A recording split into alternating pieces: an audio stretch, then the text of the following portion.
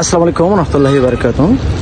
আজ 7 এপ্রিল সোমবার, 7 এপ্রিল সোমবার ফুরাত নদীতে আমি আসছি একজন ফ্যামিলির জন্য।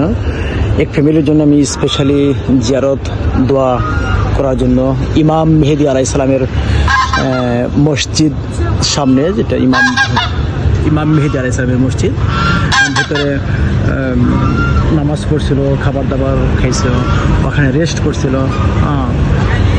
আর ইমাম হোসেন আলাইহিস সালামের যে ইতিহাস, যে ঘটনাটা এখানে হয়েছিল, ইমাম হোসেন আলাইহিস সালাম এখানে বসছিল পানি পান করার জন্য।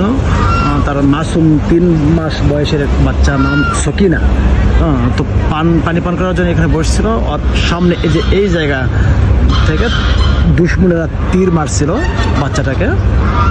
এটাই সে ফুরাত, ইরাকের মধ্যে, এটা ইরাক।